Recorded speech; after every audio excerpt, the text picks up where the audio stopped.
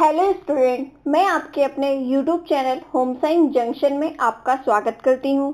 मैं आपको कराऊंगी Bihar PGT, Bihar STET और झारखंड के लिए होम साइंस के कुछ इंपॉर्टेंट एमसीक्यू क्वेश्चंस जो कि आपके एग्जाम के पॉइंट ऑफ व्यू से बहुत ही ज़्यादा हेल्पफुल रहेंगे। तो हम आज का अपने क्लास स्टार्ट करते हैं।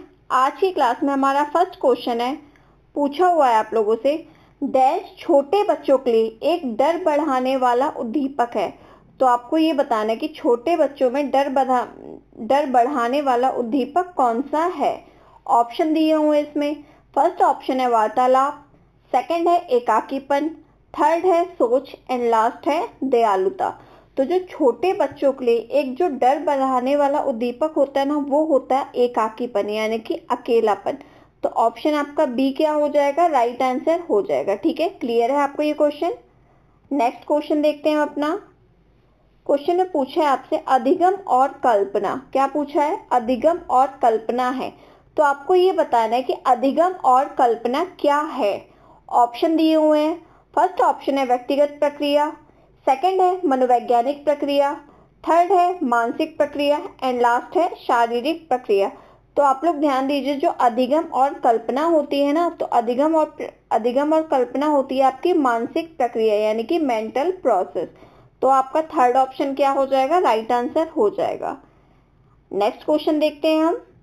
क्वेश्चन में पूछा है आपसे, डैश घटनाएं हैं जब एक घटना के घटित होने वाली दूसरी घटना की संभाव्यता पर कोई प्रभाव नहीं होगा।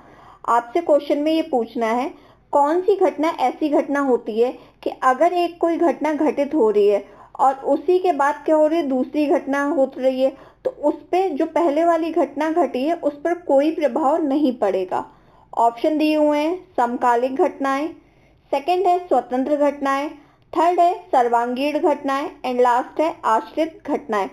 तो वो घटनाएं कौन सी होंगी, जब एक घटना के घटित होने वाली दूसरी घटना की संभाव्यता पर कोई प्रभाव नहीं होगा। ऐसी घटनाएं कौन सी होती है, स्वतंत्र घटनाएं। तो ऑप्शन बी क्या हो जाएगा, आपका राइट आंसर हो जाएगा। ठीक है, अगला क्वेश्चन देखते हैं हम। क्वेश्चन में पूछा हुआ है आप लोगों से, धूम्रपान से किस रोग के बढ़ने की संभावना होती है। तो आपको ये बताना है कि जो धूम्रपान होता है उससे किस रोग के बढ़ने की संभावना होती है। अतिसार बढ़ता है, कैंसर बढ़ता है, बुखार बढ़ता है या टिटनेस बढ़ता है। तो आप लोगों को सबको पता है कि धूम्रपान किसके बढ़ने से होता है, कैंसर के। ठीक है, तो ऑप्शन बी क्या हो जाएगा, राइट आंसर हो जाएगा। जो व्यक्ति धूम्रपान करते हैं तो उनको क्या कौन से रोग का खतरा होता है, कैंसर रोग की उनको संभावना अधिक होती है। देखा भी होगा आप लोगों ने, जो सिगरेट के आपके पैकेट्स आते हैं उस पर लिखा होता है, रेड कलर का क्रॉस बना होता है, उस पर लिखा होता है जानलेवा या कैंसर का कुछ आपका चिन्ह बना होता है। ठीक है, नेक्स्ट क्वेश्चन देखते हैं हम। क्वेश्चन में पूछा है आपसे, प्रसार शिक्षा का सफल निरीक्षण क्या प्रदान करता है। तो आपको ये बताना है, जो एक्सटेंशन एजुकेशन होगी इसका हम क्या करेंगे, सफल निरीक्षण करते हैं तो हमको क्या प्रदान करेगा, वो गुणात्मक वृद्धि प्रदान करेगा, परिमाणात्मक वृद्धि प्रदान करेगा, या ए और बी दोनों प्रदान करेगा, या उपरोक्त में से कोई भी नहीं प्रदान करेगा। तो जो प्रसार शिक्षा का सफल निरीक्षण होता है ना, वो क्या प्रदान करता है, वो गुणात्मक वृद्धि भी प्रदान करता है और परिमाणात्मक वृद्धि भी प्रदान करता है। तो ऑप्शन सी क्या हो जाएगा, आपका राइट आंसर हो जाएगा। ठीक है, नेक्स्ट क्वेश्चन देखते हैं हम अपना। क्वेश्चन में पूछा है आपसे, क्लोरोफिल इसके संपर्क से फियोफाइटिन में बदल जाता है। तो आपको ये बताना है, क्लोरोफिल किसके संपर्क में यानी कि किसके कांटेक्ट में आकर फियोफाइटिन में बदल जाता है। ऑप्शन दिए हुए हैं, नींबू के रस में, सोडियम बाइकार्बोनेट हो जाएगा ये इसके संपर्क में आके, या दूध के कांटेक्ट में आके, या आँच के कांटेक्ट में आके। तो जो क्लोरोफिल होता है, क्लोरोफिल किस में होता है, हरी पत्तेदार सब्जियों में पाया जाता है क्लोरोफिल। और ये फियोफाइटिन किसके संपर्क में आके बदल जाता है, ये आँच के कांटेक्ट में आके किस में बदल जाता है, फियोफाइटिन में चेंज हो जाता है, आँच यानी कि हीट के कांटेक्ट में आके। ठीक है, ये आपका इंपॉर्टेंट क्वेश्चन है, आपको ध्यान रखना है। क्लोरोफिल हीट के कांटेक्ट में आके किस में बदल जाता है, फियोफाइटिन में चेंज हो जाता है। क्लियर है आपको ये। अगला क्वेश्चन देखते हैं हम अपना। क्वेश्चन ने पूछा है आपसे, इंसुलिन उपयोगी है। तो आपको ये बताना है कि इंसुलिन किसके लिए उपयोगी है। वजन बढ़ाने में उपयोगी है, वजन को कम करने में उपयोगी है, या रक्त शर्करा को कम करने में उपयोगी है, या रक्त शर्करा को बढ़ाने में उपयोगी है। तो जो इंसुलिन होता है ना, इंसुलिन रक्त शर्करा को कम करने में क्या होता है, उपयोगी होता है। तो ऑप्शन सी क्या हो जाएगा, आपका राइट आंसर हो जाएगा। और जो इंसुलिन है, इंसुलिन क्या होता है, इंसुलिन एक हार्मोन होता है जो पैनक्रियाज की बीटा कोशिकाओं से स्रावित होता है। किनसे होता है, पैनक्रियाज की बीटा सेल से। और इंसुलिन क्या होता है, कई बार क्वेश्चन में आ जाता है इंसुलिन क्या है, इंसुलिन हार्मोन है या एंजाइम है आपका। तो इंसुलिन क्या होता है, इंसुलिन एक हार्मोन होता है। क्लियर है आपको ये। और ये किसकी बीटा सेल से निकलता है, अग्नाशय यानी कि पैनक्रियाज की बीटा सेल से स्रावित होता है। अगला क्वेश्चन देखते हैं हम अपना। अगर आपको क्वेश्चन अच्छे लग रहे हो तो आप क्लास को लाइक भी कर दीजिएगा और अपना फीडबैक लास्ट में आप लोग कमेंट सेक्शन में जरूर बताइएगा क्लास खत्म होने के बाद कि आपको क्लास कैसी लगी, आपको क्वेश्चन समझ में आए या नहीं आए। ठीक है। इस क्वेश्चन में आपसे पूछा है नाइट्रोजन गैस का प्रमुख कार्य है। तो आपको ये बताना है कि जो नाइट्रोजन गैस होती है जो हमारे पर्यावरण में विद्यमान है उसका प्रमुख कार्य क्या है। ऑप्शन दिए हुए हैं इसमें। ऑक्सीजन की ज्वलनशीलता को कम करना, सेकेंड ऑप्शन है ऑक्सीजन की ज्वलनशीलता को बढ़ाना, थर्ड ऑप्शन है कार्बन डाइऑक्साइड को शुद्ध करना, एंड लास्ट ऑप्शन है ओजोन के प्रभाव को कम करना। तो जो नाइट्रोजन गैस होती है ना, तो नाइट्रोजन गैस का प्रमुख कार्य होता है ऑक्सीजन की ज्वलनशीलता को कम करना। ठीक है। तो ऑप्शन ए क्या हो जाएगा, आपका राइट आंसर हो जाएगा। ठीक है। और नाइट्रोजन क्या होती है, नाइट्रोजन आपकी एक निष्क्रिय गैस होती है। कैसी गैस होती है, नाइट्रोजन एक निष्क्रिय गैस होती है। नाइट्रोजन जल में बहुत ही कम विलय होती है और ये ना तो खुद जलती है, यानी कि जो नाइट्रोजन गैस होती है वो ना तो स्वयं जलती है और ना ही जलने में सहायता करती है। और नाइट्रोजन गैस का जो आयतन होता है ना, तो नाइट्रोजन गैस का आयतन वायु में होता है 78.8%। ठीक है। और जो नाइट्रोजन गैस का भार होता है वो होता है 75.52%। तो आपको ध्यान रखना है जो नाइट्रोजन गैस का आयतन होगा वो कितना होता है 78.8%, और जो नाइट्रोजन गैस का भार होता है वो होता है 75.52%। नेक्स्ट क्वेश्चन देखते हैं हम। क्वेश्चन में पूछा है विकास पर शोध कार्य में महत्वपूर्ण योगदान दिया है। तो विकास पर रिसर्च कार्य में किसने महत्वपूर्ण योगदान दिया है, आपको ये बताना है। ऑप्शन दिए हुए इसमें चार्ल्स डार्विन ने दिया है, या एन बेले ने दिया है, या जीन पियाजे ने दिया है, या बी बेल्डविन ने दिया है। तो जो विकास यानी कि डेवलपमेंट के शोध कार्य में जो महत्वपूर्ण योगदान दिया है वो दिया है आपके जीन पियाजे जी ने। तो ऑप्शन सी क्या हो जाएगा, आपका राइट आंसर हो जाएगा। नेक्स्ट क्वेश्चन की ओर बढ़ते हैं हम। क्वेश्चन में पूछा है नर्सरी स्कूल के कार्यक्रम में होना चाहिए। तो आपको ये बताना है कि नर्सरी स्कूल के कार्यक्रम में क्या होना चाहिए।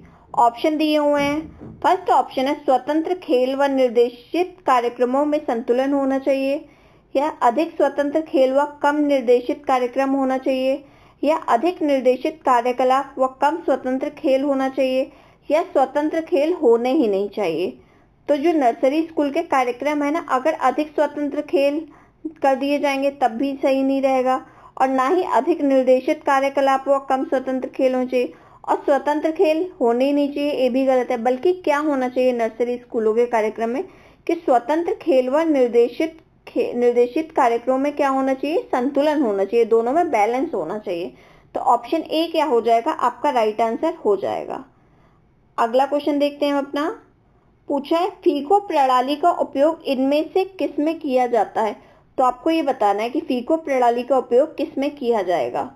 भोजन कक्ष में किया जाएगा, खरीद में किया जाएगा, भंडार में किया जाएगा, या व्यंजन सूची नियोजन में किया जाएगा। तो जो फीको प्रणाली होती है ना, इसका हम उपयोग किस में करते हैं, इसका उपयोग करते हैं हम भंडार में। तो ऑप्शन सी क्या हो जाएगा, आपका राइट आंसर हो जाएगा। नेक्स्ट क्वेश्चन देखते हैं हम। पूछा इस क्वेश्चन में ऊनी कपड़े के लिए सबसे अच्छा ब्लीच है। तो आपको ये बताना है ऊनी कपड़े के लिए सबसे अच्छा ब्लीच कौन सा है। ऑप्शन दिया हुआ है साधारण गर्म इस्त्री से, सेकंड ऑप्शन है बीच में एक सूती कपड़ा रखकर, थर्ड ऑप्शन है बीच में एक गीला कपड़ा रखकर, एंड लास्ट ऑप्शन है आपका बीच में एक कागज रखकर। ये कागज नहीं है, ये आपका कागज है। ठीक है, क्या है, कागज यानी कि पेपर रखकर। तो आपको ये बताना है कि इसमें राइट आंसर क्या हो जाएगा।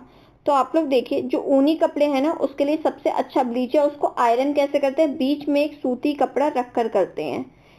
ठीक है, क्या करते हैं, बीच में एक सूती कपड़ा रखकर करते हैं। तो ऑप्शन बी क्या हो जाएगा, आपका राइट आंसर हो जाएगा।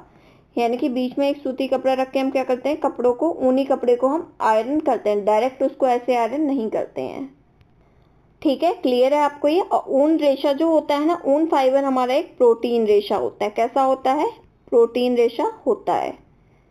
नेक्स्ट क्वेश्चन देखते हैं हम। पूछा हुआ है, व्यक्ति की उभरती और विस्तृत होती क्षमताएं जो कार्य करने में धीरे धीरे अधिक सुविधा देने लगती हैं, वो क्या कहलाती हैं। वृद्धि कहलाती है, परिपक्वता कहलाता है, विकास कहलाता है, या कोई नहीं कहलाता है। तो जो व्यक्ति की उभरती और विस्तृत होती क्षमताएं हैं ना, जो कार्य करने में धीरे धीरे अधिक सुविधा देने लगती हैं, वो कहलाती है क्या, परिपक्वता, यानी कि मैच्योरिटी। जैसे जैसे इंसान में मैच्योरिटी आती जाती है, वो कार्य करने में धीरे धीरे मतलब अपने कार्य को आसानी से कर सकता है। ठीक है, तो परिपक्वता, ऑप्शन बी आपका क्या हो जाएगा, राइट आंसर हो जाएगा। अगला क्वेश्चन देखते हैं हम। क्वेश्चन में पूछा है आपसे, रेशम एवं मानव निर्मित धागों को डेनियल प्रणाली से मापा जाता है। एक डेनियल में कितने मीटर धागे का ग्राम में वजन होता है। तो आपको ये बताना है कि एक डेनियल में कितने मीटर धागे ग्राम में कितना वेट होता है।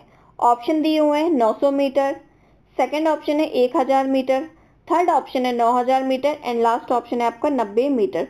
तो रेशम एवं मानव निर्मित धागे को किस में नापा जाता है, डेनियल प्रणाली में। और जो एक डेनियल में कितना मीटर धागे का ग्राम में वजन होगा, वो वेट होगा आपका 9000 मीटर। कितना वजन होगा, 9000 मीटर। तो ऑप्शन सी क्या हो जाएगा, आपका राइट आंसर हो जाएगा। ठीक है, क्लियर है आपको ये क्वेश्चन। इस क्वेश्चन में पूछा है आपसे, डिसलेक्सिया उस व्यक्ति को इंगित करता है जिसे कठिनाई होती है। तो डिसलेक्सिक नहीं है, ये आपका डिसलेक्सिया है। क्या है, डिसलेक्सिया। तो डिसलेक्सिया आपका किस व्यक्ति को इंगित करेगी। ऑप्शन दिए हुए हैं, अभिव्यक्त करना सीखने में, सेकंड ऑप्शन है खड़ा होना सीखने में, थर्ड ऑप्शन है पढ़ना तथा लिखना सीखने में एंड लास्ट ऑप्शन है आपका बोलना सीखने में। तो जिस व्यक्ति को डिसलेक्सिया होता है ना, उसे पढ़ने तथा लिखने में क्या होती है, दिक्कत होती है। तो ऑप्शन सी क्या हो जाएगा, आपका राइट आंसर हो जाएगा। या हम ये भी कह सकते हैं कि जिस व्यक्ति को या जिस बच्चे को पढ़ने तथा लिखने में दिक्कत है, वो किस रोग से पीड़ित है, उसको डिसलेक्सिया है। ठीक है, क्लियर है आपको ये क्वेश्चन। नेक्स्ट क्वेश्चन देखते हैं हम। क्वेश्चन में पूछा है, खिलाड़ियों द्वारा पहने जाने वाले वस्त्रों के लिए काम में आने वाला तंतु है। तो आपको ये बताना है, जो भी खिलाड़ी लोग आपके वस्त्र पहनते हैं, तो उसमें कौन सा फाइबर यूज होता है। स्पेंडेक्स यूज होता है, कांच युक्त यूज होता है, या धातु युक्त यूज होता है, या कार्बन युक्त यूज होता है फाइबर आपका, यानी कि रेशा, यानी कि तंतु जिसको हम कहते हैं। तो आप लोग ध्यान दीजिए, जो खिलाड़ी द्वारा वस्त्र पहने जाते हैं ना, उनके वस्त्रों में कौन सा तंतु होता है, स्पेंडेक्स का तंतु होता है। तो ऑप्शन ए क्या हो जाएगा, आपका राइट आंसर हो जाएगा। और ये पहनने में भी कंफर्टेबल होते हैं और इसमें फ्लेक्सिबिलिटी ज्यादा होती है इस तंतु में। नेक्स्ट क्वेश्चन देखते हैं हम। क्वेश्चन में पूछा है आपसे, निम्नलिखित में से कौन से कथन क्रोमेटोग्राफी को परिभाषित करते हैं। ऑप्शन दिए हुए हैं। फर्स्ट ऑप्शन है जलीय अपघटन के लिए प्रयुक्त तकनीक, सेकंड ऑप्शन है घटकों को जोड़ने के लिए प्रयुक्त तकनीक, थर्ड ऑप्शन है मिश्रणों को बांधने के लिए प्रयोगशाला तकनीक एंड लास्ट ऑप्शन है आपका मिश्रणों को पृथक करने के लिए प्रयोगशाला तकनीक है। तो आपको ये बताना है, जो क्रोमेटोग्राफी तकनीक होती है ना, ये इसको कौन सा मतलब आपका कौन सी स्टेटमेंट है वो परिभाषित करेगा। तो इसमें राइट आंसर हो जाएगा आपका जलीय अपघटन के लिए प्रयुक्त तकनीक। क्या, जलीय अपघटन के लिए प्रयुक्त तकनीक होती है, क्या होती है, क्रोमेटोग्राफी। तो ऑप्शन ए क्या हो जाएगा, आपका राइट आंसर हो जाएगा। और जो क्रोमेटोग्राफी होती है ना, इसका उपयोग हम किसी भी द्रव मिश्रण में विभिन्न घटकों को अलग अलग करने के लिए करते हैं। ठीक है, क्लियर है आपको। क्रोमेटोग्राफी का यूज हम कब करते हैं, किसी भी हम लिक्विड मिश्रण को यानी कि द्रव मिश्रण को विभिन्न घटकों को यानी कि जो भी उसमें घटक मिक्स होते हैं उनको अलग अलग करने के लिए किया जाता है। क्लियर है आपको ये। नेक्स्ट क्वेश्चन देखते हैं। क्वेश्चन में पूछा है, पूर्व स्कूली बालकों के लिए प्रवेश परीक्षाओं, पाठ्य पुस्तकों एवं गृह कार्य को प्रतिबंधित करने की संस्तुति की थी।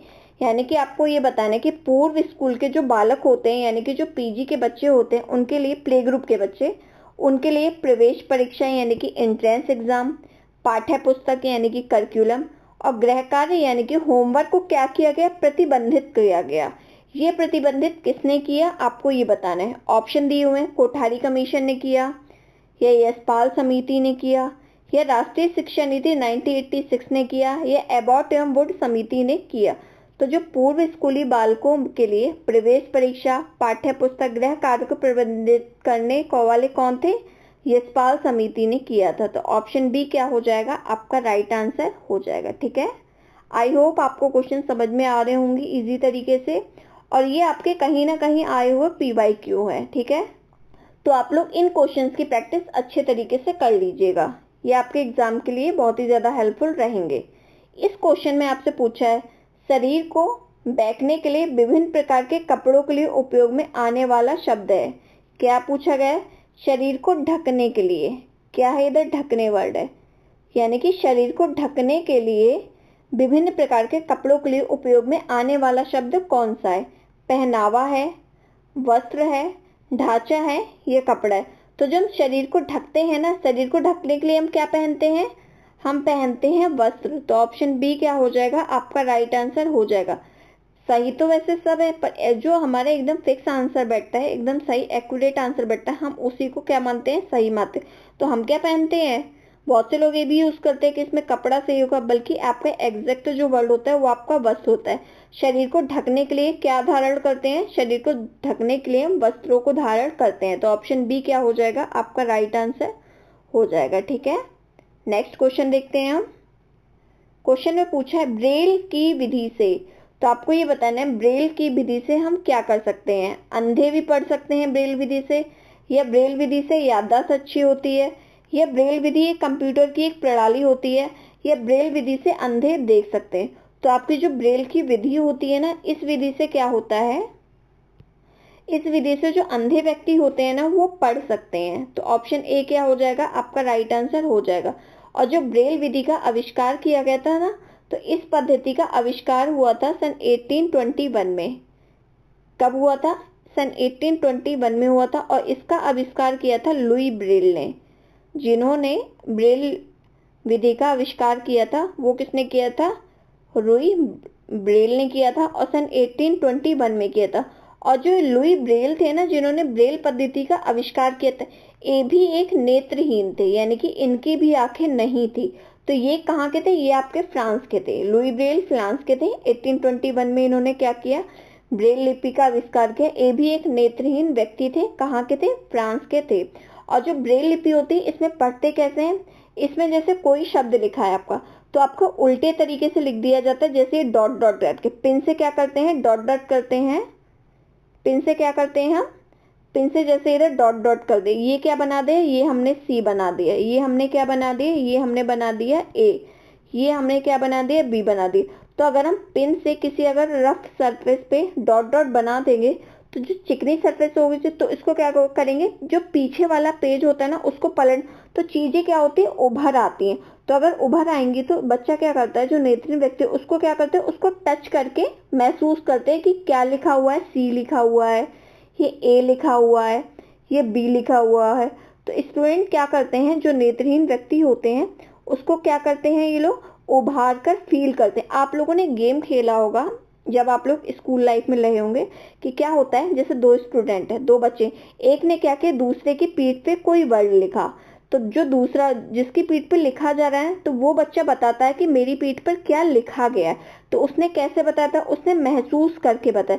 तो ब्रेल लिपि में ऐसे ही अक्षरों को उभारा जाता है। इससे क्या होता है, इससे उभार कर बच्चा महसूस कर सकता है कि कौन से वर्ड लिखे हैं। ये क्लियर है आपको ये। नेक्स्ट क्वेश्चन देखते हैं हम। क्वेश्चन में पूछा है आपसे, परिपक्वता के दौरान फाइलोजेनेटिक फंक्शन कार्य का उदाहरण हो सकता है। तो आपको ये बताना है, मैच्योरिटी के दौरान जो फाइलोजेनेटिक फंक्शन होता है ना, ये किसका उदाहरण हो जाएगा, बैठने और चलने का, या साइकिल चलाने का, या तैरने और गेंद फेंकने का, या लिखने का। तो जो आपका फाइलोजेनेटिक फंक्शन होता है, ये होता है आपका बैठने और चलने का एग्जाम्पल हो जाता है। तो ऑप्शन ए क्या हो जाएगा, आपका राइट आंसर हो जाएगा। ठीक है, क्लियर है आपको ये। नेक्स्ट क्वेश्चन देखते हैं हम। क्वेश्चन में पूछा है आपसे, ग्राम पंचायत का मुखिया कौन होता है? तो आपको ये बताना है जो ग्राम पंचायत होता है ना, उसका मुखिया कौन होता है। ग्राम स्तर कार्यकर्ता होता है, या खंड विकास अधिकारी होता है, या सरपंच होता है, या कमिश्नर होता है।